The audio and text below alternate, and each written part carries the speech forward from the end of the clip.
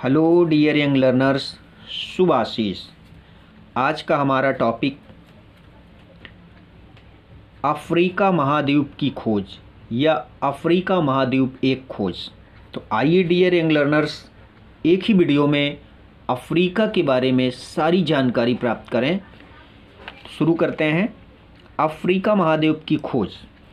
Asia के बाद विश्व में दूसरा सबसे बड़ा महाद्वीप अफ्रीका है। इस महाद्वीप की भौगोलिक स्थिति के कारण अन्वेषण के युग में बिल्कुल भिन्न स्थिति रही। अफ्रीका के उत्तरी भाग को छोड़कर शेष भाग दुनिया के लिए सदियों तक अंधकारमय रहा। यूरोप में जब पुनर्जागरण और सांस्कृतिक पुनः उत्थान का काल प्रारंभ हुआ तो यूरोप के साहसी व्यक्तियों ने अफ्रीका अंध महाद्वीप को खोजने के प्रयत्न प्रारंभ कर दिए। 15वीं सदी में सर्वप्रथम पुर्तगाल के साहसी नाविकों ने अफ्रीका के पश्चिमी तट के भूभागों का पता लगाया था। 1472 ईस्वी में कुछ पुर्तगाली अफ्रीका के पश्चिमी तट पर उतरे थे। 1482 ईस्वी में पुर्तगाली नाविकों ने कांगो नदी के मुहाने को खोजा था। वास्को डी गामा ने 1498 ईस्वी में अफ्रीका के सुदूर उत्तमाशा अंतरीप के रास्ते भारत के लिए जलमार्ग का पता लगाया था। तो आइए डियर यंग लर्नर्स, खोजकर्ताओं में सबसे पहले आते हैं डेविड लिविंगस्टन। अफ्रीका के अद्भुत प्रदेश की खोज में सबसे महत्वपूर्ण योगदान डेविड लिविंगस्टन स्कॉटलैंड का रहने वाला था। वह एक डॉक्टर और पादरी था। 1441 ईस्वी में वह एक ईसाई मिशनरी के रूप में अफ्रीका गया। उसने वहाँ की परिस्थितियों का अध्ययन किया और लौट आया। पुनः 1842 ईस्वी में वह अफ्रीका गया और 1873 ईस्वी तक वहीं रहा। इस दरमियान वह 2 बार अपने घर लौटा और फिर गया। कुल मिलाकर 30 वर्षों के प्रवास में अफ्रीका की हजारों मीलों की लंबी यात्रा पैदल की थी।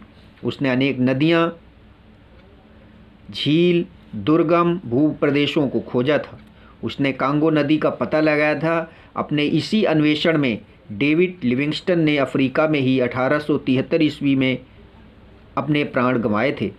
उसका शव उसके अनुयायी इंग्लैंड लाए, जिसे अप्रैल 1874 ईस्वी में वेस्ट मिस्टर एवी दफनाया गया।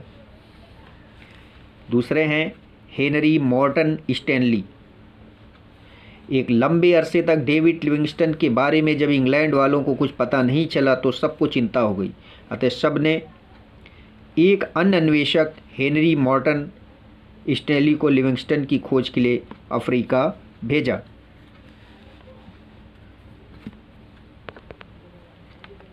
स्टैनली एक पत्रकार था। उसने उसकी यात्राओं के लिए पूरा खर्चा दिया गया। जनवरी 1871 ईस्वी में स्टैनली जंजीबार के लिए रवाना हुआ। उसने 9 महीने के अनवरत प्रयास से बीमार लिविंगस्टन को यूजीओ में खोज लिया। इन दोनों ने मिलकर तंजानिका झील का पता लगाया था। उस समय स्टैनली वापस चला गया। उसने फिर दूसरी बार अफ्रीका की यात्रा की। उसने कांगो नदी का पता लगाकर उसके अटलांटिक महासागर में गिरने का पता लगाया था।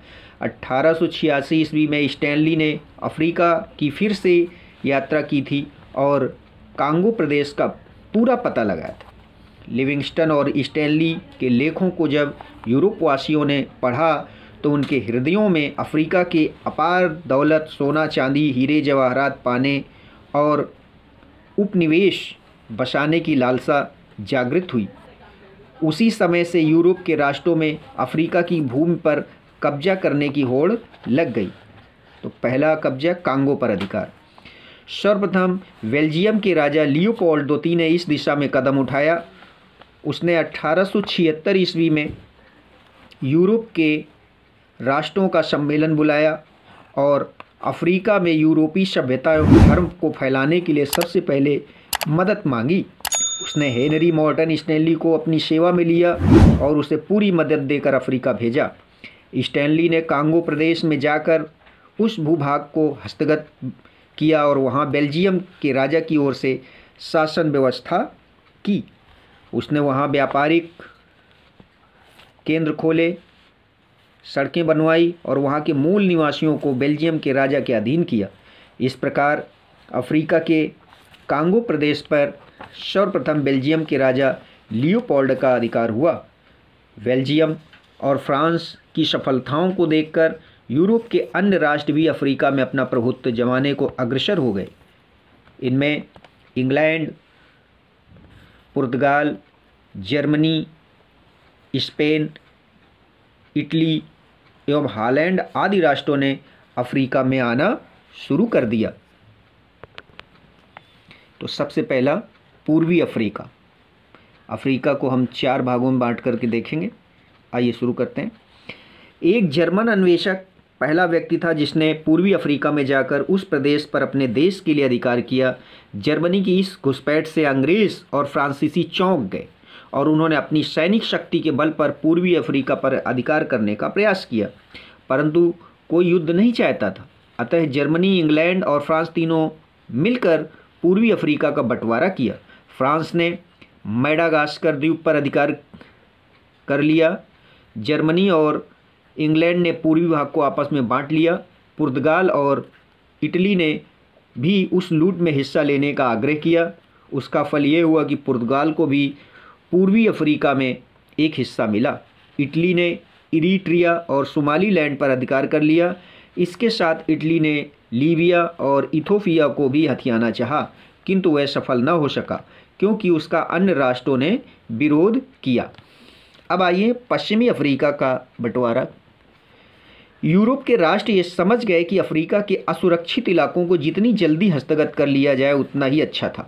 उस समय उन्हें किसी विरोध का सामना भी नहीं करना पड़ रहा था। अफ्रीका के मूल निवासी असहाय थे और सदियों से अपनी अछूती और उस असुरक्षित धरती को यूरोप के श्वेत अन्वेषकों द्वारा पदाक्रांत होते देखकर भी कुछ करने में असमर्थ थे।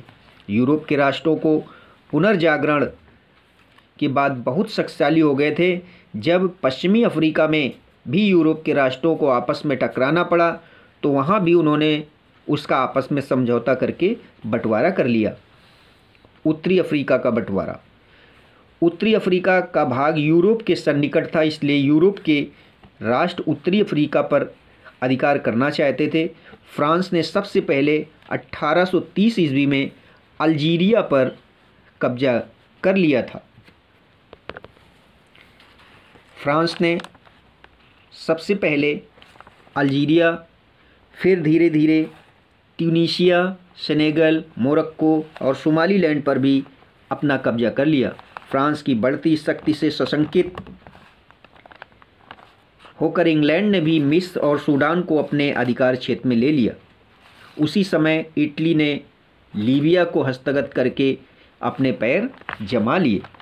अब आइए दक्षिणी अफ्रीका पर चर्चा करें। सबसे पहले दक्षिणी अफ्रीका में हॉलैंड के डच निवासियों ने 1635 ईस्वी में उत्माशा अंतरीप पर अधिकार कर वहां केप टाउन नगर की स्थापना की और केप कॉलोनी नामक प्रथम उपनिवेश बसाया।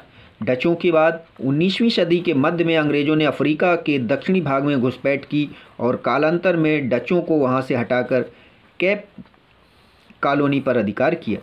फिर Natal, Transvaal, Rhodesia, Orange Free State, Bechuanaland, Nyasaland प्रदेशों को जीतकर अपने अधिकार में कर लिया। इस प्रकार दक्षिणी अफ्रीका पर अंग्रेज़ों का एकाधिकार हो गया था। आइए अब अफ्रीका के बारे में विशेष बात करें। विशेष पहला पॉइंट, उपनिवेश के पहले यूरोप के निवासी अफ्रीका को अंध महाद्वीप कहते थे क्योंकि वहाँ की जलवायु, भौगोलिक स्थितियाँ दुर्गम और विषम धरातल के कारण वहाँ पहुँचना आसान न था। उपनिवेश के बाद यूरोप वासियों ने अपने गोरे वर्ण और अफ्रीका वासियों के काले रंग के कारण रंग भेद की नीति, दास गुलाम की नीति, सभ्य असभ्य की नीति, श्वेत अश्वेत की नीति, ऊंच नीच की नीति अपनाई और उन्हें पशुओं की तरह खरीदा बेचा, गुलामों की तरह उपनिवेशों में काम करवाया, अन्य द्वीपों महाद्वीपों की तरह अफ्रीका महाद्वीप की संस्कृति उच्च कोटि की थी। जैसे हम लोग मिस्र कह रहे हैं, समझ सकते हैं मिस्र की सभ्यता। दूसरा, मार्को पोलो की यात्रा वृत्तांत को जानकर 1442 ईस्वी में पुर्तगाल के राजकुमार हेनरी ने अपनी जल यात्राओं द्वारा पश्चिमी अफ्रीका के तट पर स्थित 2 टापुओं को अधिकार में करके पुर्तगाल का उपनिवेश बनाया था। इसके बाद का ही घटनाक्रम वीडियो ऑडियो में शामिल है। तो डियर यंग लर्नर्स, ये जानकारी अफ्रीका महाद्वीप के बारे में, इसी तरह से और कोई विशेष जानकारी किसी अन्य वीडियो में लेकर आएंगे। तब तक शुभ आशीष।